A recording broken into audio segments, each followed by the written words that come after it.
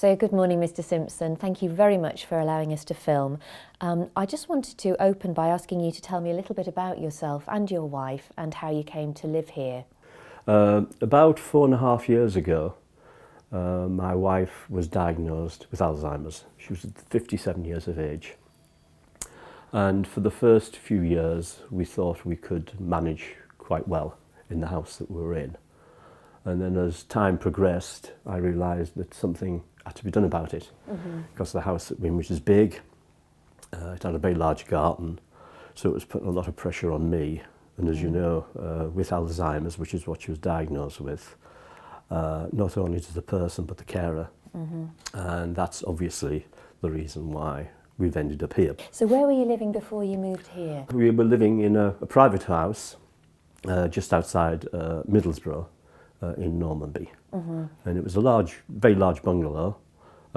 Access wasn't a problem because by definition it was a bungalow, but it had very large gardens and things, and that meant there was a lot of upkeep. Yes. Which obviously I had to spend a lot of the time doing, which I guess isn't a problem in the very early stages, but as things progress with the Alzheimer's, you're redirecting your thoughts and efforts to managing, Caroline, which is my wife's name, to try and keep her as active as possible. So how easy was it to find information about the housing options that were available to you at that stage? Virtually non-existent. It was only because we'd seen this establishment, not just the house, because it's the total package is the reason why we've come here, advertised about 6 years ago. And we came along because we thought our future, even before the diagnosis, would be in the form of a retirement village. Right. Because of the community spirit and support that one would get ultimately. So what made you choose this particular bungalow? The aspect predominantly. I mean, there are a choice of about 4 different types. They're not too dissimilar. Right. Some are bigger than smaller than us. We happened to choose the biggest one because we thought space is quite helpful when it comes to downsizing, rather than ending up in a shoebox. Yeah. We're fortunate enough because we already lived in a largish house. I didn't want to end up, throwing out 75% of the stuff. But stress, the house wasn't necessarily the dominant feature. It was the location, the village, and what's on offer. Yes. As well as the house and what's going to happen in the future. I'll give you some idea of what the village entails. At the core, there is a care centre, which is really sort of nursing home and residential care. The residential care being for those who are a bit more able. But that's basically a menu type system where you can have this, have that, but your food's cooked for you, etc. Then there's an assisted living centre, which is all part of the main building, which basically means you're still relatively independent. But if you want to have a meal cooked for you, you can go and have it. Or if you want to do it yourself in your little kitchen, you can do that.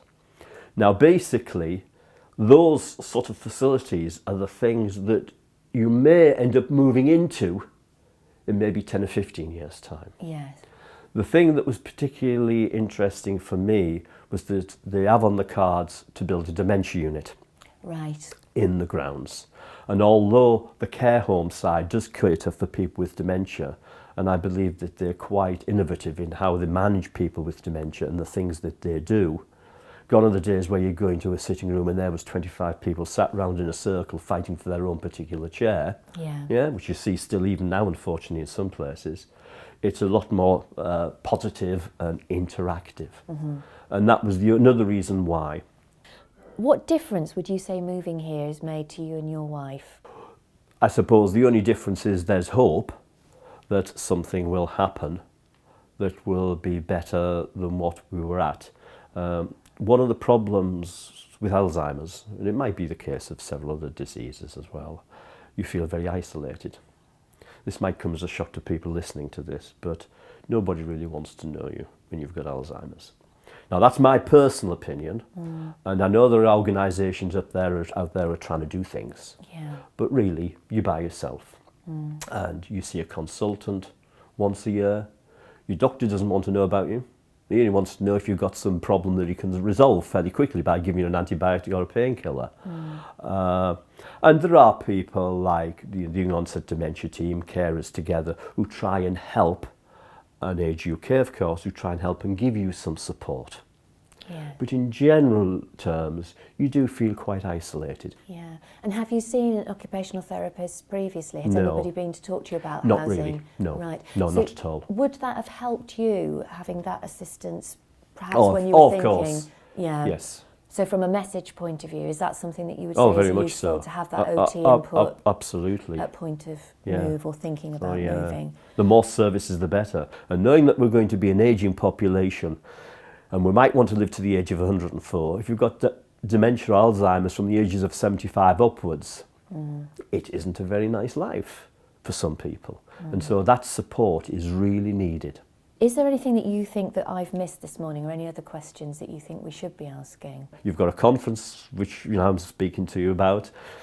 What's going to come out from the conference? What's going to be the deliverables of this conference? And it might be nice to ask the audience, put on a post-it, what are you going to deliver after hearing what I've said? I think we will definitely be taking up that challenge, and I think we will definitely be getting you to ask the conference that on the day. And put the post-its on the boards. Thank you very much. Thank Okay. you, Mrs. Simpson. That's absolutely brilliant. Thank you.